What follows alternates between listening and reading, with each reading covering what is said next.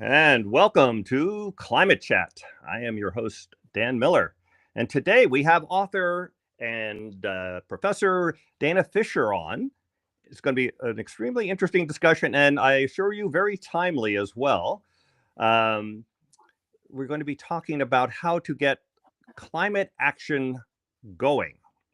And she has written a book called Saving Ourselves. Let me just give you a very, very high level bio here. Dana Fisher is the director of the for Environment, Community, and Equity and professor in the School of International Service at American University. She currently serves as a non-resident senior fellow in the governance program at the Brookings Institution and the chair of the political sociology section of the American Sociological Association. There is much more to her bio, but Dana, first of all, welcome to Climate Chat, and perhaps you could start off by giving us just a little bit more of your background and what led you to writing the book Saving Ourselves. Great. Well, thank you for having me. A little more of my background is I'm a sociologist, but I'm a kind of general social scientist who has worked around looking at the social side of the climate crisis for my entire career. I've been involved in numerous interdisciplinary programs. I was a contributing author for the most recent IPCC assessment, AR6, under Working Group 3, which is the mitigation program. And I contributed specifically this section, which was new, on civic engagement and activism for the IPCC, which was wonderful that they finally started thinking about the role that civic engagement and activism will play. And in fact, Saving Ourselves, which was my 7th book, came out of my experience with the IPCC, because one of the things that was really interesting about that process was that, I started out writing around 13 pages for what turned into 3 paragraphs, as happens with the IPCC. I did get one line into the summary for policymakers, which everybody was very excited about, but it was very general and very few people were going to read it. And it became really clear to me that to understand and think through the role that civil society will play in climate action, we need more work. That's a lot of the focus of my research over the years. I studied climate policymaking as well as climate action from the grassroots up, or from the civil society sector in. And we really haven't had these conversations at the general popular level. And so that was the reason, that was what motivated me to write the book. So in a lot of ways, the book brings together academic research I've published in all sorts of peer-reviewed journals, including Nature and Science Advances and Proceedings of the National Academy of Sciences, et cetera, and so forth, most of which the general public never reads. And so I wanted to bring that together and try to speak out to the public to help to encourage them and talk through the degree to which people power is going to play a role in getting us to the type of climate action and the systemic changes that are necessary. That's great. Okay. You said in previous interviews that 2024 would be a pivotal year, and it was, but not in the way we hoped. But before we get into that side of things, in your book, which was written before the election, you set out some hard realities for what it will take to get real climate action. What are the key elements that you say must happen?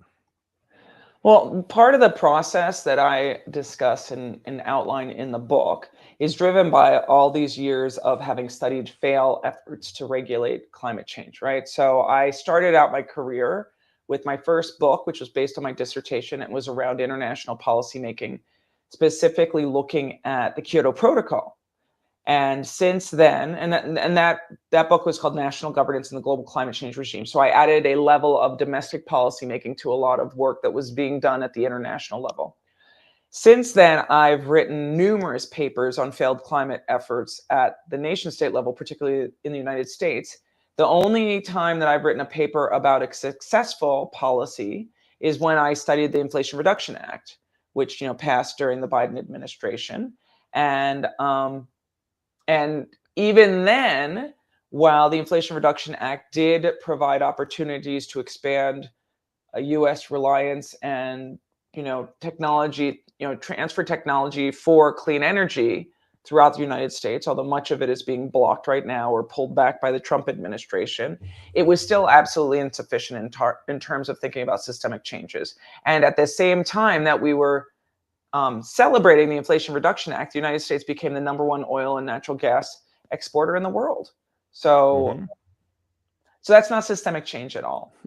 And that is a lot of what drove me to think about the process through which the type of changes are necessary. And so in the book, I lay out the reasons why policymaking has failed to address the climate crisis sufficiently, talking specifically about and building off of a lot of the literature that is quite well read now on the role that fossil fuel interest has played in blocking climate action and even promoting disinformation or misinformation. Sure. And what I talk about in the book is the way that the mechanism through which we are going to actually see the kind of action we need in terms of systemic change is going to come from the effects of people experiencing climate shocks around the world.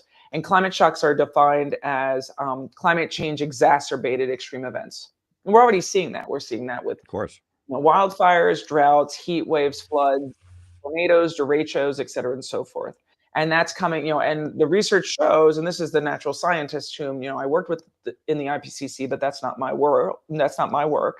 But what they say, and we're seeing evidence of this, is that as the climate crisis continues, climate shocks will come more frequently and hit with more severity. And we're seeing exactly that.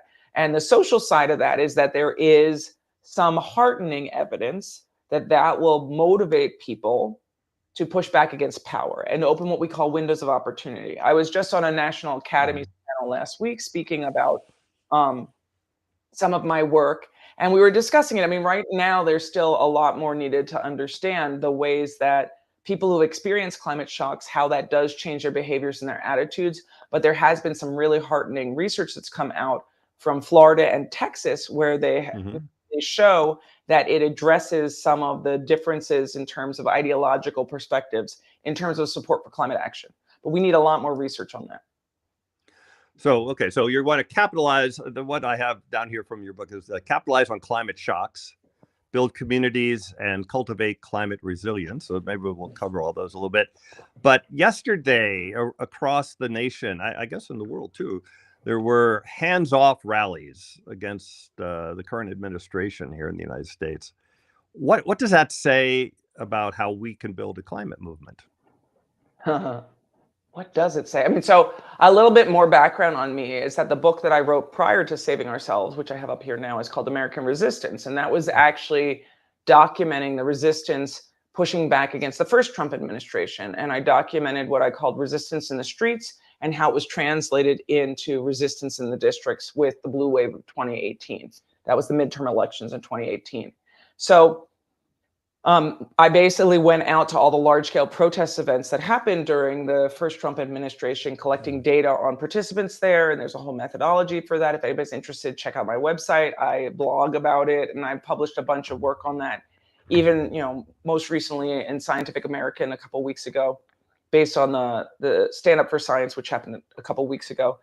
But what I basically do is look at who's participating, what's motivating them, and understanding how they're connected to actual long-term social change, right? How engaged they are, how connected they are with organizations. What we found out at Hands Off yesterday is that there is quite a big resistance to the Trump administration 2.0, which I'm calling it Resistance 2.0. Resistance 2.0 is very different from the first round of resistance in that the first resistance was very focused on taking outrage in the streets and channeling it into outrage and activism in the districts in the form of electoral policymaking. The people who are mobilizing now are not focused on that. And in fact, one of the things that I've documented, and this is the work that I published at Brookings and also most recently at Scientific American, shows that people are increasingly thinking that political violence may be necessary to protect American democracy. Now, your question, Dan, was actually about the climate movement. One of the things I think is interesting is the climate movement absolutely showed up yesterday at Hands Off. We collected a sample of 332 people who were randomly selected throughout the crowd in DC. I would estimate we may have had about 200,000 people out in the streets. And we asked people what motivated them to participate. I'm just pulling up the data right now. 66% of the people at the Hands Off Day of Action yesterday in DC said that they were motivated to participate because of climate change. And we saw a lot of climate groups were motivating people to come out in the streets. And what I was predicting was going to happen is we were going to see this moment of solidarity across issues where we see this kind of collaboration across people who are motivated to participate in social movements because of different issues come out. And I wrote a lot about this during the first Trump administration and thinking about intersectionality in the crowd. And what I'll say is that it was heartening to see so many people. We saw there were millions of people in the streets in the United States of America across the country. It was a very distributed action. I only have data from DC, but I've been talking with lots of people who were in different places around the country. And there are some clear patterns. One is that we saw a whole bunch of middle-aged white people. And, you know, I'm a middle-aged white person. It's great to see middle-aged white people pushing back against the Trump administration and showing solidarity with one another and coming out and supporting one another. We did not see many people of color. We did not see many people who may be new arrivals or people who may be recently arrived from other countries and maybe have green cards, etc. Lots of those people are afraid right now and are not interested in coming out in the same way or are very uncomfortable about it. And that means that one of the findings from Saving Ourselves is about how the climate movement needs to cultivate or needs to build solidarity and create community across different identities, orientations, and social classes. What was out in the streets yesterday, based on all evidence that I have and what other people have told me from other places, is a very highly educated group of folks from the United States, which means that we didn't see a lot of that crossing of identity, orientation, or social class. So that's still really needed. But at least we're starting to see some resistance. And I think resistance is absolutely necessary to move and push back to the Trump regime. So, you know, with regard to that question about what the, you know, was the climate movement there? The climate movement was there. I saw a whole bunch of climate leaders out in DC. In fact, I saw Michael Greenberg was on here a couple of weeks ago. I saw Michael out in the streets yesterday. We took a picture. And I saw people from the Green New Deal Network, people from many other, a lot of third actors were there. So they were there and pushing back in solidarity. But how this connects with the climate movement that can actually protect the climate, we're not there yet. Well, we're clearly not there. Although I do agree with you about the climate shocks. I've been giving climate talks for like over 20 years, and the only thing I've seen that actually makes a difference is climate impacts being recognized as climate impacts. The only thing that seems to motivate people, but obviously not enough yet. But one thing that strikes me is how few climate leaders seem to understand the level of risk we face. And I'm including climate scientists, except for like Jim Hansen, Kevin Anderson, and a few other prominent scientists. There's many young scientists probably at those rallies who I think do get it. But instead of hearing about the dire consequences, you hear about net zero, and if we cut our emissions to zero, then everything will be okay. And political leaders, like there's no one I'm aware of that really speaks frankly about climate. Do you agree with that? And how does that impact the building of a movement if the leaders don't like fully get it? Well, I think that we've had a lot of climate leaders who have been doubling down on incremental politics because they felt like that was the only option, instead of looking at the dire consequences of the climate crisis and recognizing that we can't keep compromising. I mean, I've been documenting 25 years of compromise or failure, basically, you know, starting with the Kyoto Protocol. And, you know, you've been in the trenches too, so you understand. I mean, it's really frustrating. And I know there are lots of climate scientists at this point who feel like they don't know what to do besides scream at the top of their lungs and go, you know, drop banners at the American Geophysical Union conferences, right? But that's not really going to get us where we need to go either. So how do we do that? I mean, one option is that climate leaders, and that's like the big climate groups, start to recognize where we need to go and push for that. And I don't see, I feel like if that was where we were, if that was possible, we would have seen more pushback and more success during the Biden administration. And we didn't really. When we saw this incremental policy get passed, which did do more than any other policy we've seen on climate, it just wasn't sufficient and it wasn't enough. So I think that at the same time, there was an expansion of fossil fuel extraction and infrastructure, which is going to put us on a pathway for lots more fossil fuel burning in the future. And I don't know that those leaders are the leaders that we need. I think that there are a number of young leaders who get it. And, you know, and in fact, what I talk about, I think in the book, and this became even more prominent as we moved into the 2024 election, was the way that there was a real rift in the climate movement, where there were some climate groups that were supporting the Biden administration no matter what, and there were others who were protesting outside. And I think we need to think about those who actually see a feasible way of pushing for and promoting systemic changes, rather than those who are willing to compromise for everything. I mean, and I just say, like, historically, I've been a big fan of thinking about the ways that we can use technological fixes, and what in the Netherlands they call the polder model, which is a model of compromise that, was one of the reasons that that was one of the things that we saw in the Kyoto Protocol, for example. And I think that the time for compromise is behind us now. And I think that as people personally experience climate shocks, the people are going to be less willing to also support compromise, because things are going to get bad, and I think they're going to get bad really quickly. And while I back when the book came out, which was 2024, before the election, I did a lot of talks where we would sometimes, dabble in what would happen if Trump won. And I ended up talking, numerous times I would say things like, well, if Trump wins, it's going to be bad. I'm not saying that I support it, but in some ways it will push us to get where we need to go for the people to rise up faster. And I think that we are absolutely experiencing that now, but it's not bad enough yet. I mean, well, the economy is about to collapse, so that's a good thing for climate, actually, even though it's a terrible thing for all of us, especially those of us who are about to pay for college for our children. But it will help to galvanize a movement, and a movement that won't be willing to sit back and accept incremental policymaking anymore. Well, you're way ahead of me on my questions.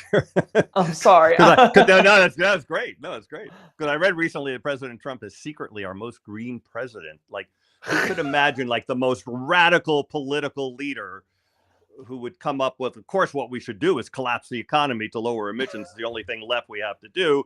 And along comes Trump and is attempting to do that. I mean, I don't think he's doing it for climate reasons, but and you also agree. Yeah. I was just going to say, I mean, last week, The Guardian ran that article that said that climate's going to kill capitalism.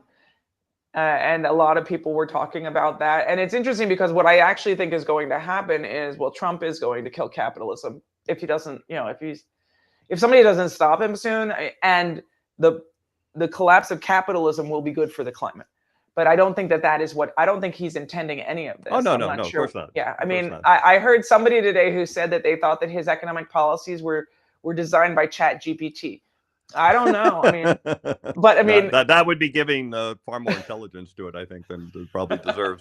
But you did give President Biden a C on climate action in one of your interviews, and I would say really nothing happened on net. IRA was nice, but it was subsidizing renewables as opposed to phasing out fossil fuels, and they actually did the opposite on fossil fuels. They increased them greatly, and LNG and all this stuff. So, well, you kind of alluded to this here. I always felt that having a president who says they're not for climate action is better than having one who says they are and then doesn't do anything. Because I absolutely agree with you. I mean, I think during the time when there was so much push to support President Biden, and I do, historically, when we started talking about climate policy making, the idea was you start this baseline and then you ratchet it up, right? And we've been talking about how you can pass a policy and then ratchet up on climate for years and years. It's never actually worked, so I think we probably should give up on that. But that was where I was thinking, okay, well, he could be a C. I mean, he instituted the Justice 40 initiative, which was wonderful for thinking about frontline communities and trying to help to support them. He was just, distributing a lot of money and aid and support to help facilitate a clean energy transition. But you're absolutely right. He also opened up all of this public land for fossil fuel extraction and expansion. So, I mean, maybe I was being generous with this C, but I think that at this point, as we look backwards, it was just so easy to dismantle what he did. I mean, granted, the Trump administration also learned a lot during the 4 years after the first administration about how to do the dismantling. So, I think at this point, it's sad to think about it, but I think that the Biden administration should be a cautionary tale. And now what we're living through is the reality, which, I was just in Honolulu at a meeting at the East-West Center, and I ended up talking to sustainability leaders there because it was a workshop on sustainability. And it's really interesting to see how, depending on where you are in the country, if you've experienced yet the effects of the Trump administration directly. And just like climate change, I think that people don't really believe it until they see it themselves. And so it was very interesting how people were talking about how, oh yeah, Hawaii is safe, and the East-West Center, in contrast to USIP, they're both the same kind of things, are safe, and nobody's going to go after our climate policies. And I think that there's no reason to believe that that is true. And what I said is, I was like, given what we're experiencing in Washington, D.C., it seems pretty clear that there is a very clear process that's happening in terms of dismantling environmental policies of all sorts, including climate policies. In fact, climate is now, a term that's being searched for in grants and funding, and most research offices in the agencies are being shut down. Most of my colleagues and friends of long-term collaborators are out of jobs. There was a second fork in the road just offered to federal workers, and a number of people I know took it because all the federal research offices are being closed. So the idea that anybody is safe from this is untrue. But I think that until people personally experience it, it's not resonating. And this is why when I've been giving talks more recently, we're getting a little problem with your mic, by the way. We're going to be a little bit I'm actually cut out calling on this a your poly mic. crisis.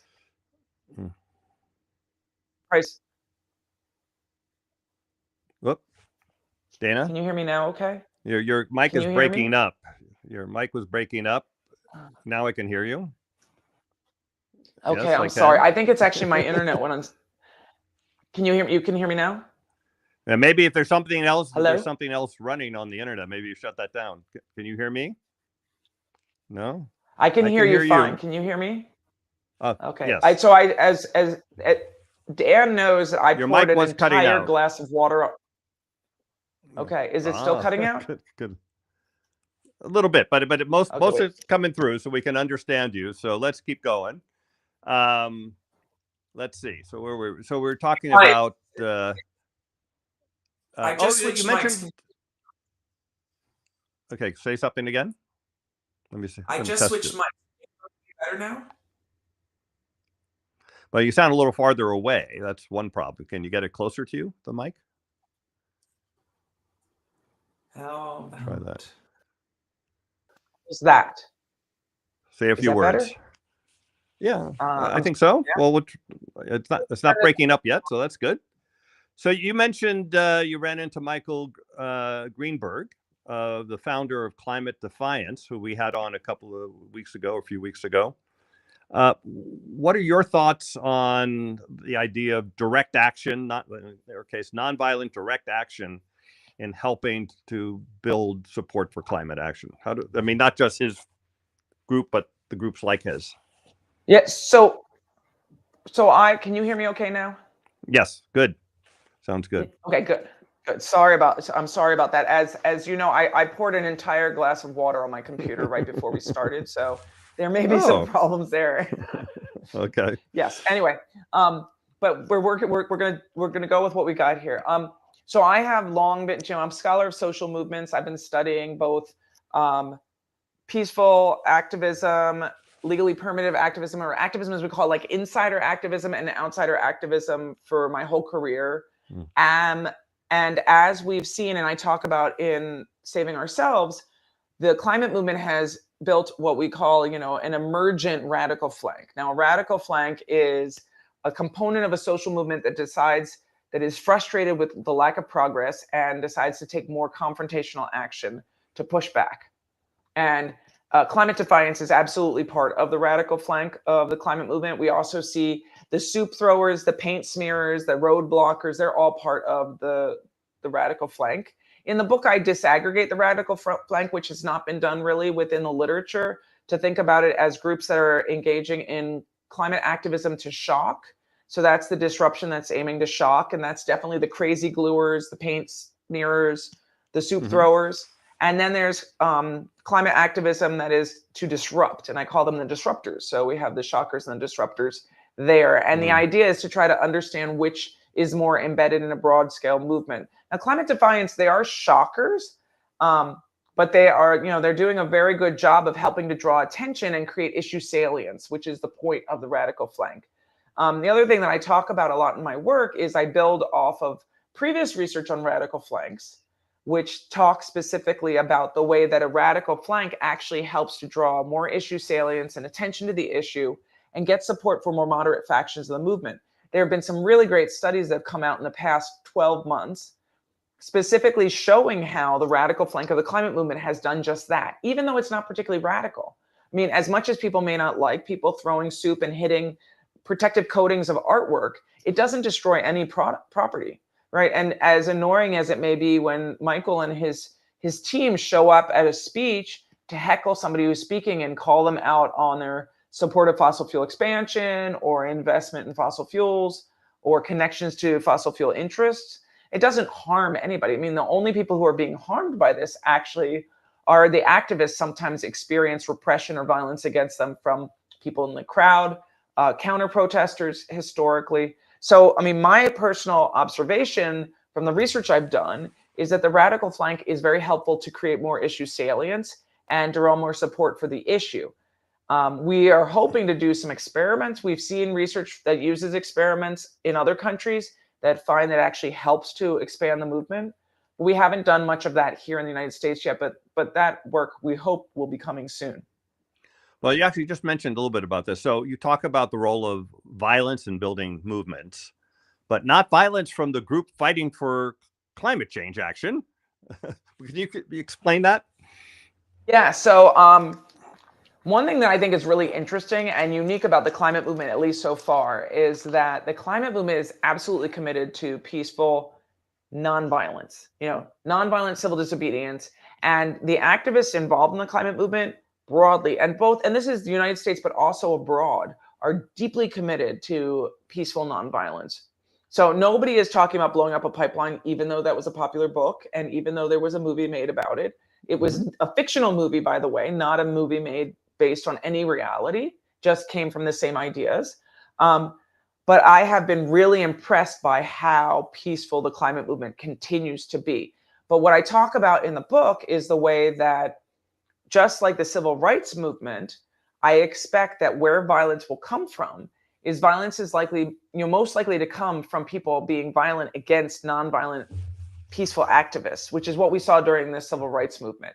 And what we know from the civil rights movement is that the violence against the activists is a great way to draw more support for the movement.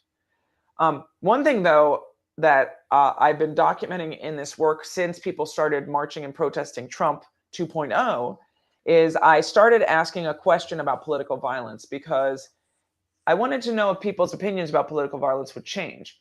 Now, historically, or at least in the recent past, like past decade or so, there has been research on political violence coming from this American Values Survey, which is a national survey that documents attitudes of the general public. And they ask a political violence question. So before the election, I decided to ask that question myself to a national sample and to climate activists. And the question is, to what degree do you think political violence is necessary to protect American democracy? Right? It's a very standard question. We do not ask about what people mean by political violence, but we just ask them their attitudes on that. And what we found basically was that, so the American Values Survey was last done in the end of the summer of 2024. And they found that there was moderate support for political violence, but it was much higher for people who identified as right-leaning than left-leaning, which is what we would expect. What we saw is that through the election, that continued to be the case. The people who were politically right-leaning were much more supportive of political violence than left-leaning. But we saw that shift almost immediately after the election. And actually, 2 days before the election, we collected the same data and we asked the same question at the People's March. And at the People's March, which is entirely people who identify as left-leaning and voted for Harris, 33% of the people in the crowd said that political violence may be necessary. At Stand Up for 33? Science in 33. Wow. Stand Up for Science in March, so, a month, actually almost exactly a month ago, I believe, 35% of the people in the streets actually supported political violence. And we asked the same question yesterday.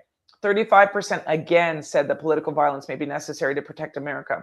And we did also see a number of signs out in the streets in DC that actually suggested violence. which was not the case during the first Trump administration. There were no signs about violence. Nobody's saying that somebody should take out the president or anybody in the administration, but that's been changing. And there have been lots of people supporting this now folk hero, Luigi, who, murdered in cold blood the CEO of United Healthcare. So we're seeing a shift there. I still do not see that amongst climate activists, but amongst broader left-leaning activists who are engaging in the resistance, we do see that. And my team and I are trying to figure out how to parse out what explains who's supporting political violence versus who isn't. But those analyses are still ongoing. So I would just say that the climate movement still, I expect to be very peaceful, but I do think that we're going to see more aggressive violence against the people in the movement.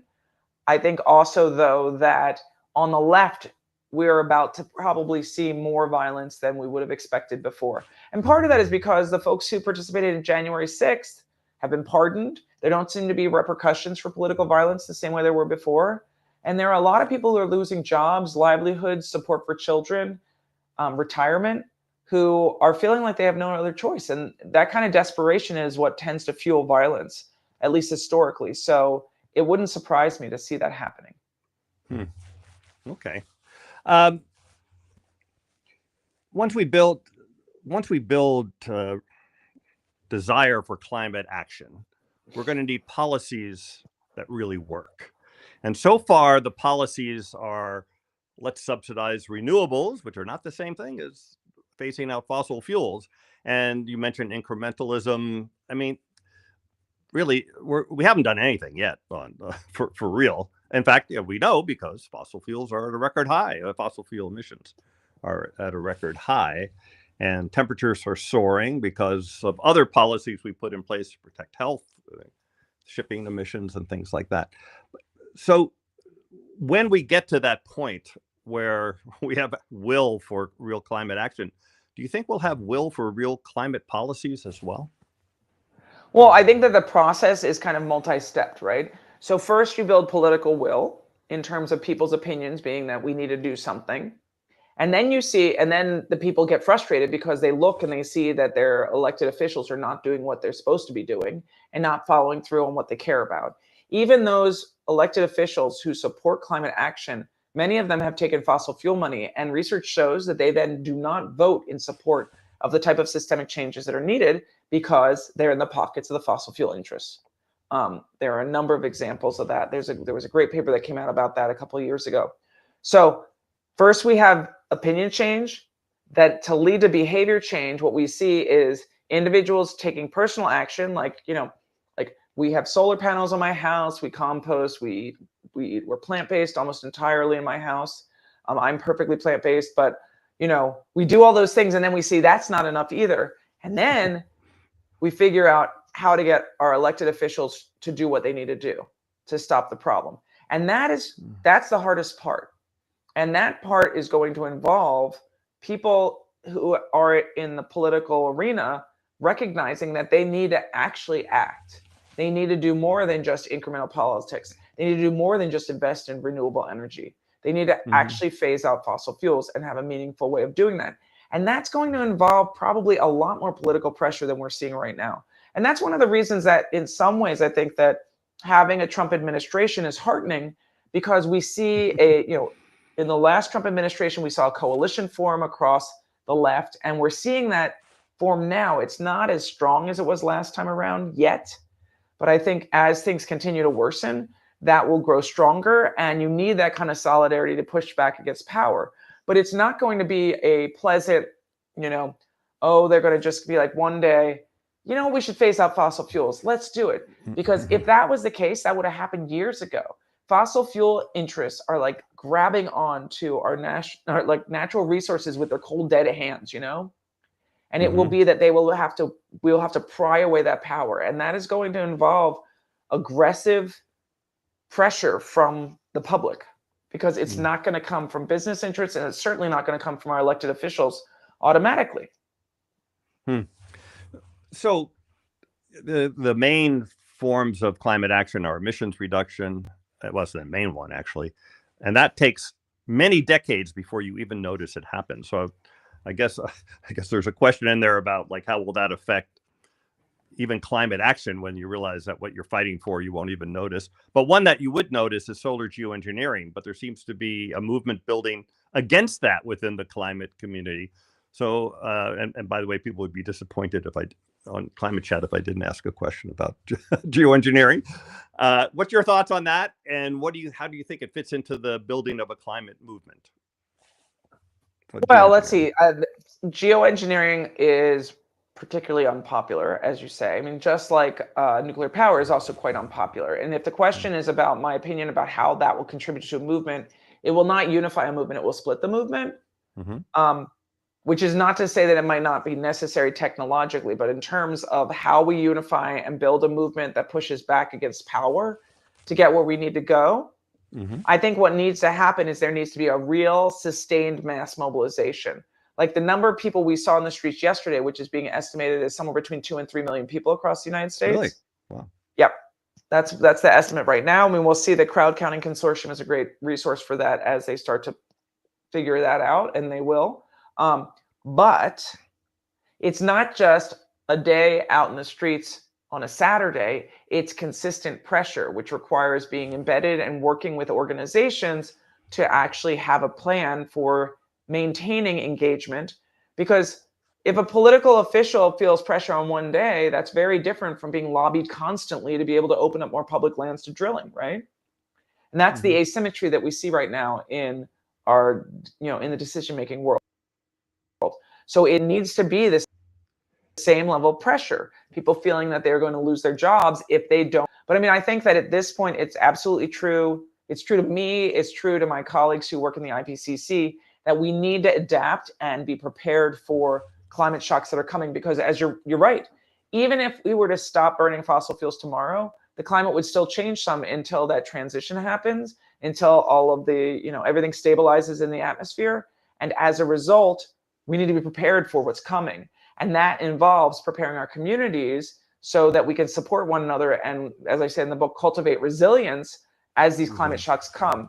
And a lot of my work right now is actually focusing on looking at how non-governmental organizations, some of which have federal support communities and build out support in areas that are hit by disaster, many of which are climate exacerbated.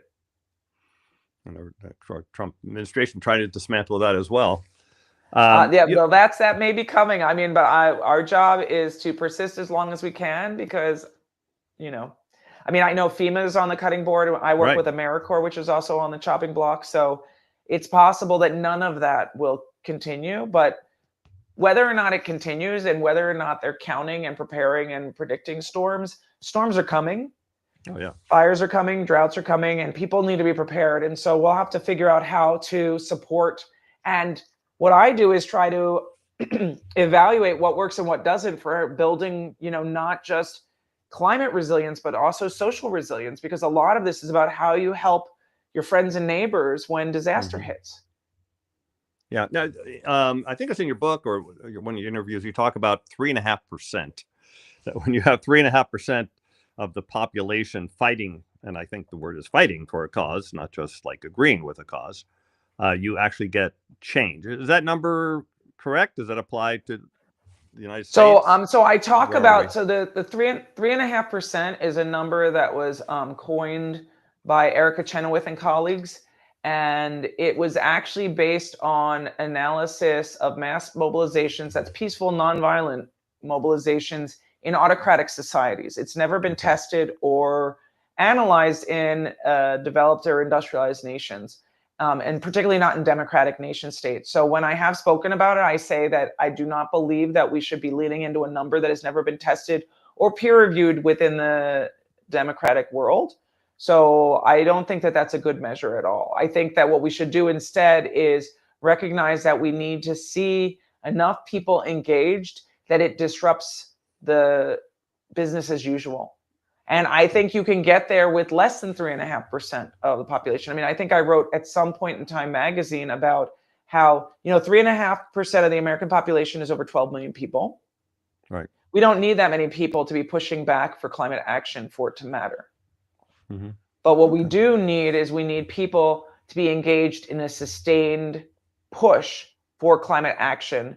And they need to do it starting in their communities, building real solidarity, real relational infrastructure to support one another and to push back at the community level rather than, and one of the things I've written about a bunch in my other work is about how the left tends to focus on, parachuting in people who care about climate change, people who care about, progressive ideals into red and purple areas to tell people what to do. That doesn't work. It doesn't work for elections, as we can see. We can see from this most recent election, as we can see from other recent elections. But it certainly doesn't work to create any capacity for social change. Because if you just pop in somewhere and tell somebody what to do and leave, first of all, they're unlikely to listen to you because we don't listen to strangers. We listen to friends and colleagues and neighbors and co-parents and, people we know. We're going to listen to them more. And that's something that Republicans have done a very good job of capitalizing on. The other thing, though, is that when disaster strikes, it's hard to just parachute in strangers, particularly if folks like FEMA are no longer funded to be able to bring in strangers to help us out. So we need to be even more resilient in our communities. So people who watch Climate Chat understand the seriousness of what we face, and I'm sure the vast, vast majority are for serious climate action. What would you recommend that the people watching do as individuals, and but what are the actions available to them, and what do you think we all should be doing? Well, I think one of the first things that people should do is they should get involved in their communities. So, I'm a big supporter of Environmental Voter Project. I'm a fan. I've known Nathaniel Stinnett for quite some time. They're doing wonderful work, but most of that work is not based on building capacity in your community. And I think that it's so important that people get involved in their communities so that you're prepared for both pushing for climate action at the community level, pushing for changing the political representation if necessary at the community level, and also preparing for the climate shocks that are coming. So creating resilience, cultivating resilience in your communities. That work can scale up. In fact, that's the way American democracy and our federated system is supposed to work. It's supposed to start in our communities.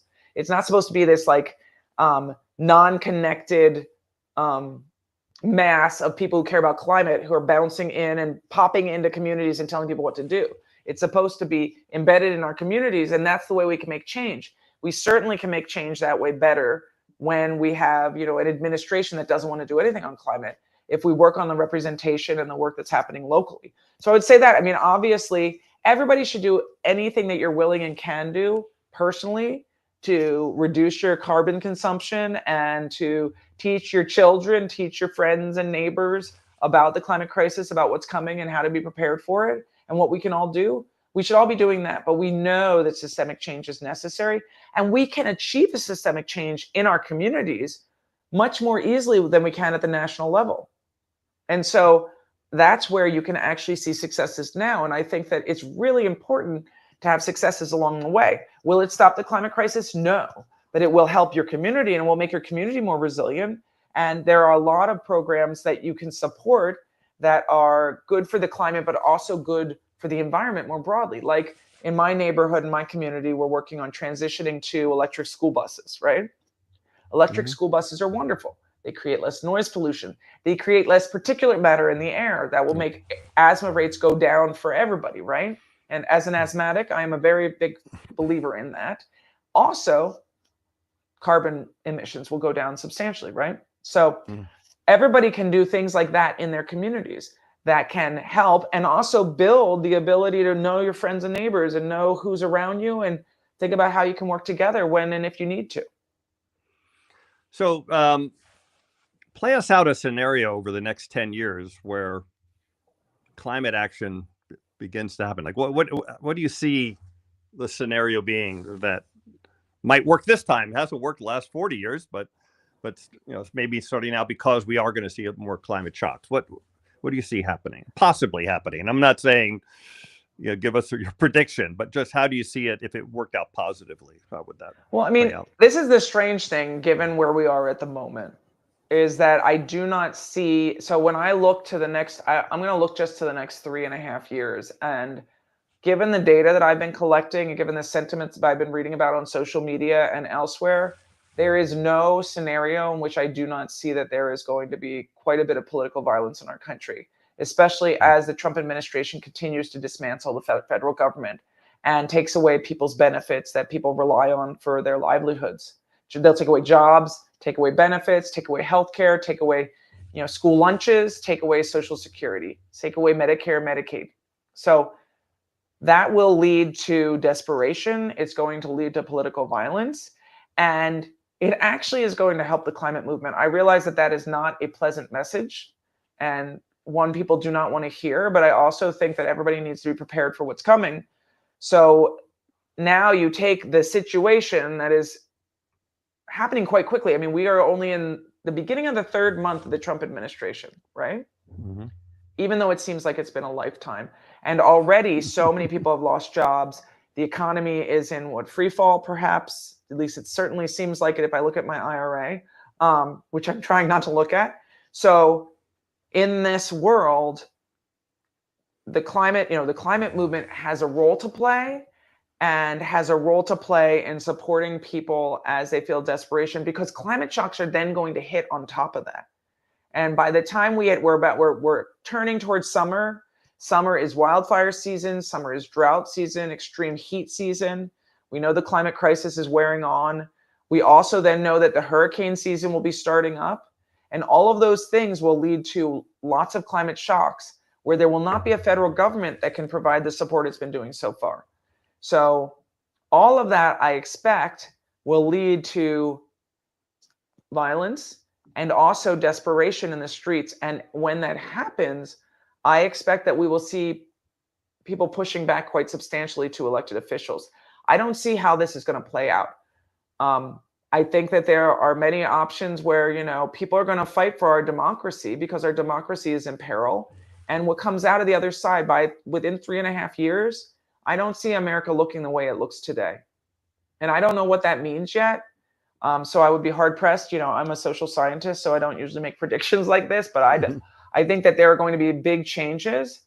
And I think based on yesterday and, the number of people who were in the streets pushing back very peacefully so far, I think there's lots of reason to believe that we will be seeing a lot of pushback, a lot of pressure against the state to take care of its people and to protect our democracy.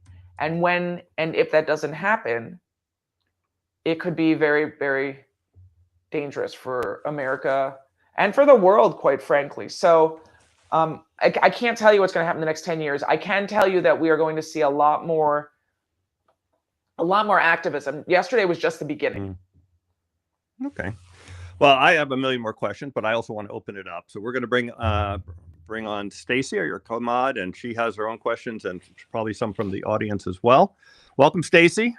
Hi, Dan, and hi, Dana. Thank you for being here. This is hard for me because I wanted to believe that we were going to affect change and make things different in 2016, and we didn't. And the thought that we are here again is something that I am so disconnected from political reality. Like I just can't even. I am watching idiocracy play out in real life. And so I'm not engaged in that way as I should be politically. I have been focusing completely on climate. The thing that I want to put out there is what you said earlier about what we do on one day is not the same as having the drumbeat of lobbyists campaigning for something all the time. And as much as there may be things like, I think you said the Environmental Voter Project, Citizens Climate Lobby, I mean, we all still have our own lives. This isn't our livelihood to campaign for the issues that are important to us. We are stamped out and tromped upon, no matter the administration, by the people with money that can pay, the industries that can pay to get their voices heard. So do you think that we can now? Like, what's going to be different that we will actually affect change, whether it be politically and or for the climate? Well, I think that's a great question. And I just want to say, I mean, I too I too thought after 2016 we were never gonna see this again. At first I thought the world was going to be very different, and then I thought, well, this is never going to happen again, and that, well, and here we are again. But I would just say that so you're not alone in how you're feeling. There's actually, you're absolutely correct. So historically, vested interests have had this consistent and consistent access to resources and power that we don't have because we're citizens and we actually have lives, and we have to make sure that we have ourselves taken care of, our families taken care of. So there's that. I think that the big thing that's different now is that desperation is growing, and I mean it's terrible. I mean, this is why I call myself an apocalyptic optimist, because my perspective is that it's only when things get worse and we have to experience that to mobilize us to push back. And things are getting worse so quickly now that so many people are not going to have another choice, that they're going to have to push back and pay attention. And that is when things happen. And you're right, there are lots of organizations, Citizens Climate Lobby, Mom's Clean Air Force. I mean, there's so many good groups trying to do work. And one of the things that they could use is they could use more people working with them. And that's something that I think that we all should think about. But I think that it's the desperation and the experience of disaster, or be it political or environmental disaster, or both perhaps, that will get everybody to push back and pay attention. I mean, think about what our forefathers went through to get to creating America. We're kind of in that kind of a moment right now, but it was only when there was no other choice. Right. There was, I mean, people have heard me, like, I've had so many different lives and what I've done. I used to work in network television. And one of the things I say is we have too much, like it was one thing when we had 13 channels. Now there are hundreds, and it's like we're distracted. We aren't focused. When we were founding the nation, it was what? Farming, horseshoers, like smiths, there wasn't all these industries and all these distractions. And it was just completely different than today, where it's like, yes, those people who are losing their jobs, those people who are feeling this acutely, they have kids that they're worried about and whatever, but there's still White Lotus being on television. It's like I feel like we are too distracted to do this. And when I look at movements that have happened, like Arab Spring and things like this that have been affected, there has been uprising to affect greater change. It's from places that aren't as distracted and are way more desperate than what Americans, I believe, will ever be. Well, I mean, I think first of all, I would just say that Arab Spring was really facilitated by social media. So there were plenty of distractions over, in that part of the world during Arab Spring, but it also helped to connect people. I agree with you that it was driven by desperation. And I think that, as unfortunate as it may seem, I think that level, you're right, that to get people to act is going to require desperation, because otherwise you can just sit on the couch and scroll through Netflix, or I don't know how long people can watch TikTok, but my daughter seems to think that that'll be okay forever. Indefinitely. Okay. Right, exactly. But I mean, but all of that to say that we have to bust out of our echo chambers, and that requires a real jolt to the system. And I think that desperation is probably the most likely way to get there, given what we've seen and what I've studied over the past 25 years. And it's unfortunate. But, unfortunately, given what my natural scientist colleagues are modeling and seeing in the natural environment, plus what we're seeing in the economic sector as, the Trumposphere expands, and as we're seeing so many people lose jobs because of the way they're destroying the federal government, there's going to be a lot of desperation, and perhaps that will help shake people out of their, White Lotus, comas. Yeah. So Stacey, we're going to go to Leon, then Eli, and then we'll come back if you have, let me know if you have comments from. I do. Very good. Yeah. Hold on a second here.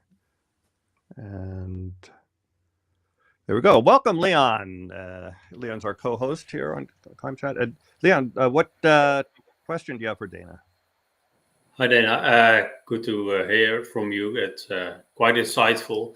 I didn't know the acronym FEMA, and I looked it up, and it means the Federal Emergency Management Agency. And I was quite surprised to hear that you said that it's being dismantled as well, especially with all that's coming. So, what's happening there? Is it like how is it dismantled, and what to expect? And the connecting question to that is, you mentioned friends and family will be very important when disaster strikes, and how can or do you see that the Republicans and the Democratic voters becoming more friendly towards each other if disaster hits? Because I think that will be crucial, especially with, as you mentioned, FEMA being dismantled. Absolutely. Well, let me start there, and I'll go backwards through your questions to just say that one of the things that we know is that when you talk about climate exacerbated extreme events, you don't have to talk about climate to talk about disaster response and recovery. And when you don't, research shows that actually people come together to support one another when there are extreme events of all sorts.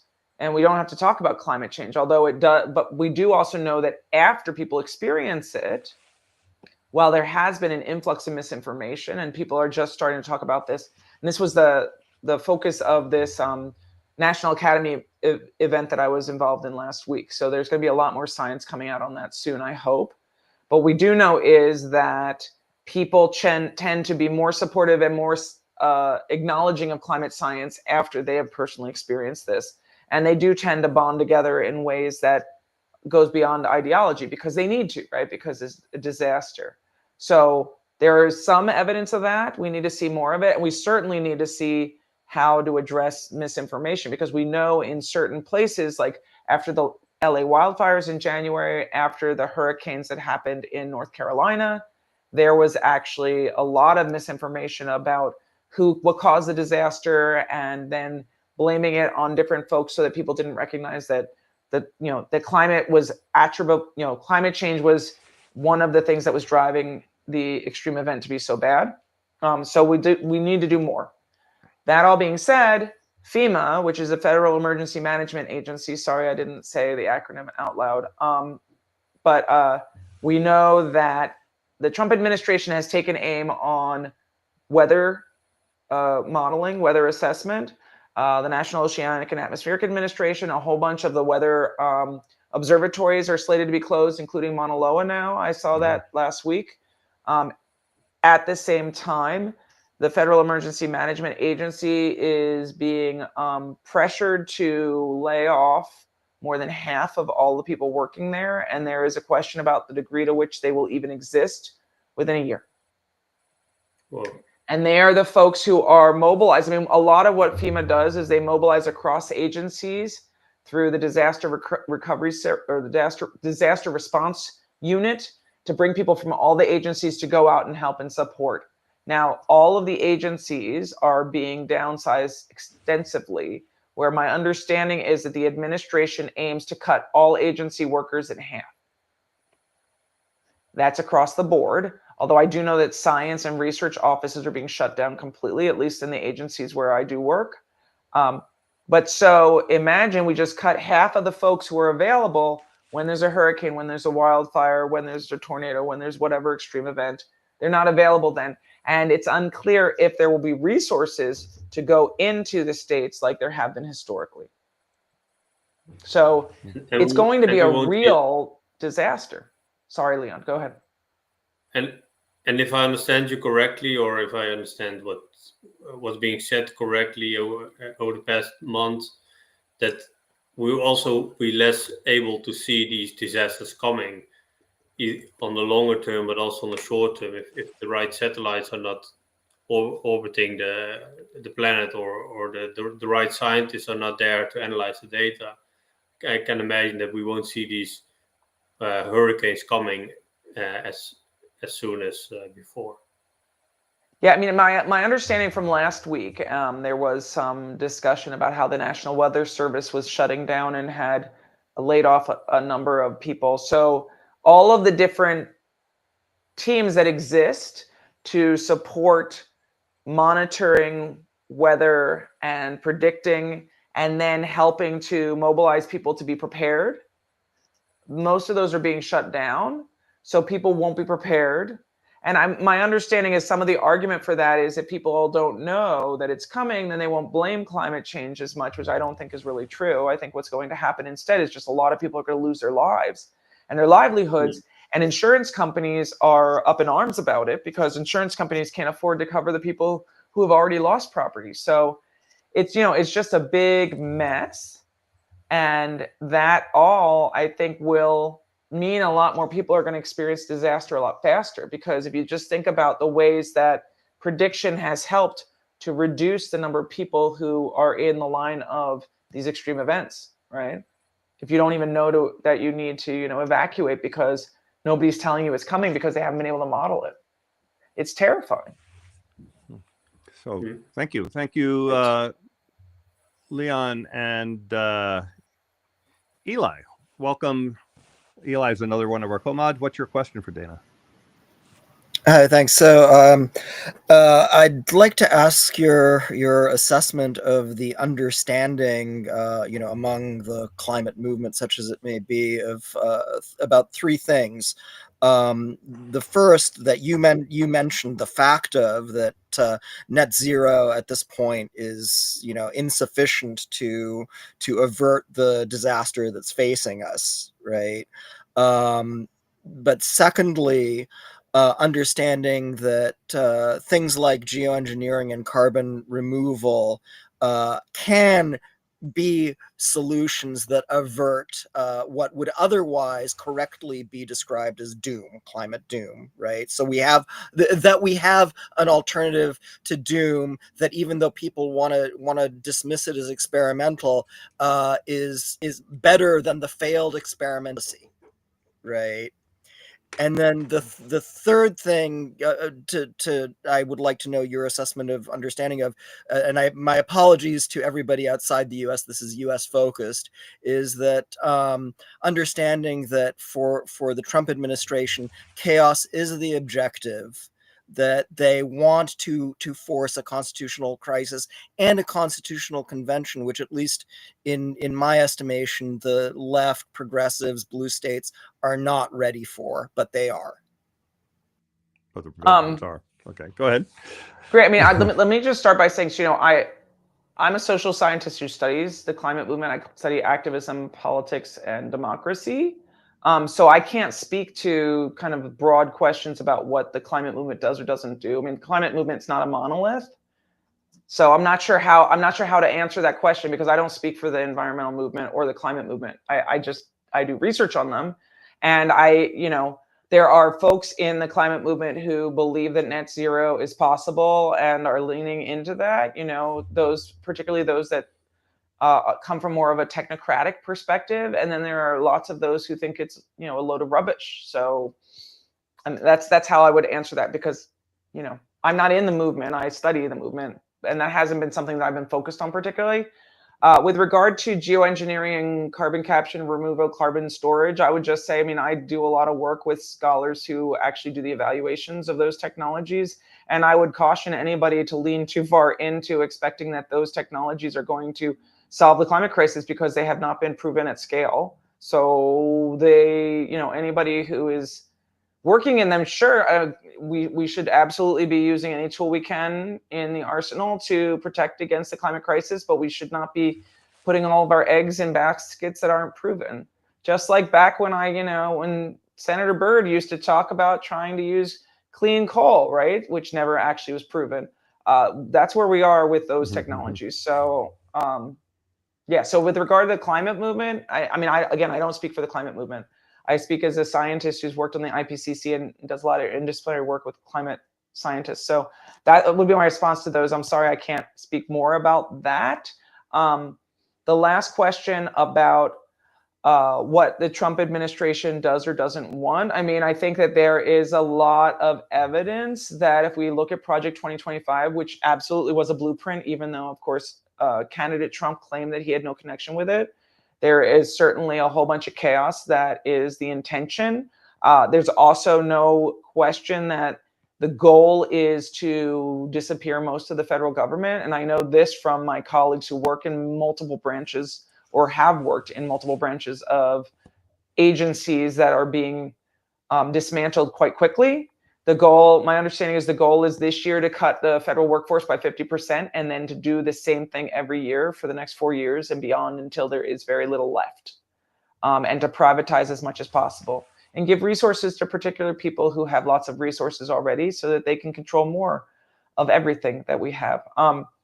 But with regard to whether or not there is an expectation or intention of redoing the Constitution, I mean, I don't know, and I haven't been privy to any conversations with regard to that, so I don't want to, you know, make guesses about it. I know that there are numerous blue states that are starting to think about how to protect themselves from federal overreach. And it's funny because, you know, around climate policy making, a lot of my work has looked at the way that red states were concerned about federal overreach with regard to climate policies. If anybody remembers back to the ancient history of the Clean Power Plan, which was one of the failed policies that I studied for many years, that was an example of how federal states were very much pushing back against that. In this case, Democratic states are using similar tools to push back against overreach coming from the federal government. I think that will be a wonderful tool for protecting states as the devolution of the federal government continues. And, you know, as I said before, I don't know that we're going to see the United States continue as the United States of America. I don't know that that's where we're going with this. There's reason to think that the United States may come apart, or, you know, that this system will change quite substantially. We're already seeing that in our democracy. And it's been, as I said, less than 3 months. So, I mean, I'm sorry, I can't answer more of the questions with evidence, but that's all about the future. And I don't predict the future. So. Okay. Fair, thanks. Sorry. And let's see. Here's a question from YouTube. Have you, so you're part of the IPCC process. Have you given up on COP, and what can we replace it with? Because COP. That's a great question. Joke. Yeah, I mean, that's a great question. I actually, 2 years ago, I think it was 2 years ago, 2 or 3 years ago, I was one of the people who was out in the media saying that I don't go to COPs anymore. I think they're a waste of carbon. And I remember Naomi Oreskes and I ended up having a discussion about it when she and I were meeting. We were at a meeting together, and she was saying how she gets that too. I mean, I think that there was this dream of multilateralism, and I bought into the dream for many years. Particularly after the UNCED conference back in 1992, we had all these environmental treaties. The UN was going to help us save the world, right? A lot of those treaties have failed, and certainly the climate regime is unsuccessful. And, you know, I've written a bunch about the climate regime. I do not believe that going to Brazil this year or continuing to fly around the world is the way we're going to stop climate change. I think that that's just, there's no evidence that that will work. And going to COP 30 after 30 times, you know, and things keep getting worse, it just seems like we're putting, you know, it's a real waste of carbon. So there's that. What can we replace it with? There was this discussion after the Kyoto Protocol failed about thinking more about bilateral negotiations and compromises across different nation states. I think certainly with the United States pulled out of everything, I mean, the United States isn't even sending people formally to engage in the IPCC or participate in these negotiations anymore. Given that, I think that the idea that states can bilaterally make decisions and negotiate to address climate change is probably the only way we can think about it, because there is no way to think about multilateralism working in the world that we're living in today. I mean, one of the things that I ended my my first book, which was called National Governance and the Global Climate Change Regime, which came out in 2004, that would be 21 years ago now. What I ended that with was the failure of the Kyoto Protocol. The Kyoto Protocol failed because the US refused to ratify it because Bush won after, you know, the debacle in Florida against Al Gore. It's ancient history. Sorry, this is very US focused. But here's the non-US part. So the US pulled out of the regime. And after the US pulled out of the regime, after dragging, you know, the regime to support what the United States wanted for many years, a number of countries that actually were starting to move forward with it ended up pulling out. So Canada, Russia, Australia, all started following the regime because they had ratified, and then started pulling away from it and actually didn't meet their commitments under it. And ever since then, the UN has continued to try to create alternative structures within the same system that might possibly work. And the deal is that there's all this evidence that it doesn't work. So I think that we need to come up with alternative models. And I think that they need to be bilateral and much more focused on what's happening domestically rather than internationally. So, well, that's yeah, it's very frustrating when we look at all the work that's gone into these things, and then we have COP meetings run by fossil fuel executives. It's pretty crazy. So, Right. Where's your research taking you? Well, what's next for you? Right now, I mean, so I should just say, so I'm an academic. I work at American University. I have a lot of grants from the federal government so far. So my big grant right now is actually looking at the way that federal service corps programs are helping to support disaster response, recovery, and resilience. And I'm specifically looking at disasters that are climate exacerbated. And the idea is to understand what works and what doesn't, to get young people as well as older Americans to support and build the kind of resilience we need in communities. So I'm running a program called the Data Corps program with our graduate students, where we're going to be going out across the country to do evaluations of programs that are existing, to work in communities that are hit with disaster, so that we can help to understand what works better than others. And then we'll continue that hopefully through the next year as disasters hit, to see which ones are more effective in responding effectively and supporting the communities when disaster hits. But it's federal funding, and I am, constantly waiting for a letter. So, I mean, but that's what I'm working on. I mean, the other thing I am doing is I am studying Resistance 2.0, because I guess it's a labor of love in that I did it last time around because I was funded by the MacArthur Foundation to study the clean energy transition. So as the Trump administration the first time around was dismantling all of the climate policies that the Obama administration had implemented, I started studying the resistance in the streets because it was heartening, and it helped to give me hope, and it helped me to counter the pretty depressing work that I was doing. This time around, people are rising up again, and I feel, because I have this history and knowledge, that it's important to continue documenting it. So I have a team of folks who are helping me do that. And so I'll be continuing to do that. That one's just a labor of love. And, if anybody knows anybody who wants to fund it, we need to figure out what works and what doesn't from the civil society side too. And so if anybody's interested in that, let me know. I should mention that the links to your webpage and links to buy your book are in the video description below. By the way, I always forget to say this, please like and subscribe so that more and more people see this. We're going to end with a question or two from Clubhouse. We're going to bring Stacy back in for that. Yeah, so one preface to questions. Sorry. Oh, am I? There we go. Can you hear me? Yes. Okay, sorry. One preface to the questions, and I know that you both have seen it, that there's a request, since this is so USA focused. And the one thing I would say in defense of that is that we're the largest elephant in the room. And no matter whether we're talking about fossil fuels or policy or consumption or cultural trends, so much of what happens starts here in the United States, sort of like as we go, the world tends to go. And so I think it is critical to talk about that was true in the past, by the way. We'll see. Right. We'll see going forward here. That might be a little different. But anyway. What are the questions? Let's get to I love it. Yeah. And so to dovetail into that,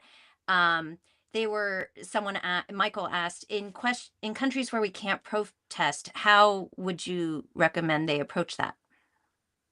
Well, I mean, I think so. So a lot of my advice comes from the experience and expertise of advanced industrialized nation states that are democratic. In countries that are not democratic, actually, that's where the 3.5% rule comes from. In those countries, it is when 3.5% of the population pushes back against autocracy that they are successful, where people leave their houses and go in the streets and refuse to go back peacefully. but the risks are much higher. In the United States and in the research that we talk about high risk activism. Activism today in democracies or in countries like the United States are still not high risk to go out and protest. You can protest peacefully. You get a permit to do it. Although, we're starting to see that students in the United States who are coming from other countries can be pulled off the streets and deported for participating in protest, even if it's peaceful. So that may be changing in the United States. But I would just say that civil society and building a strong civil society works in non-democratic states as well. And it actually helps to build and lead towards democratic transitions. But it's a harder road. Okay. I totally agree. And then one comment that was mentioned that I totally agree with is Tom said, I'll take the Chomskyan line. The right will always out-violence, outflank lefties. Don't even begin down that path unless you want some real backlash. And it's true. It's like we don't have the fight or the id functioning in so profusely as it seems to be so easy for that side to access. And is there anything that can change or should change? I mean, since we tend to be more civil. So and just to make sure I understand the question is, what can we do to get the left more violent? Is that the question? I kind of think that's it. I mean, we're the ones who don't have the guns, Yeah. I mean, well, first of all, one of the things that I've found terrifying is, as I've been starting to look at political violence, I've also been encouraged to look at Reddit, which I never read before, and particularly the federal employee Reddit, which has taken a really dark turn. Reddit, the federal employees have very high percentage of veterans who had entry and opportunities to pass to jobs after serving in the military. There's a lot of very threatening militaristic language coming from people who are losing their jobs, who have guns and who served in our nation's military, who are uncomfortable with the Trump administration and the actions they're taking. So I agree with you that the left, kind of in terms of like thinking about the traditional left, historically is much more committed to nonviolence. I have always studied nonviolence, so it's very, very uncomfortable for me to be talking about violence. I think that the work that I have done so far suggests that there is more willingness to participate in violence on the left now than there has ever been since people have been measuring it. However, organizations are not developing it. We're not seeing that. What we're seeing is what I expect we're going to see is a lot of Luigi's coming forward. And I think there's a lot of talk about that right now. And the question is how we respond to that. And I, being somebody who is very committed to nonviolent civil disobedience, I think that this can help to expand the people who are out in the streets pushing for nonviolence and following in the footsteps of people like MLK Jr., like Gandhi, right? And those people in a lot of ways benefited from violence that was perpetrated on the outskirts of the movement, and also violence that was perpetrated against them. And so that's what I talk about in Saving Ourselves. I mean, that's the best I can say now. But I think, I say this very uncomfortably, but I think that it is almost inconceivable to imagine that America will not have a lot more violence in it within the next 6 months. Just given the trajectory we are on and the data that I've been collecting. And it's awful to see that, but I think we all need to be prepared for that too. And well, I think on that happy note, okay. we're gonna. I think we're gonna end this interview, but it's been fascinating. Learned a lot, and Dana, thank you so much for the work you've done, and good luck with the funding going forward. And we'll all be paying a lot of attention to what's happening here. And thanks for your insights on what people can do to build climate action, because that's the missing part. I always tell people we know all the climate science we need to know. Yes, we'll learn more. And we have all those solutions we need. Yep, we'll get more of those too. But the thing that's missing is organizing to demand climate action. And so you gave us some insight into that. So thank you very much for that. And I want to remind everyone to please like and subscribe so more people get to view this. And And thanks again, and we'll see you next time, everyone. Thanks, Dana, for coming. Thank you Bye-bye. for having Bye. me. Yeah, bye-bye.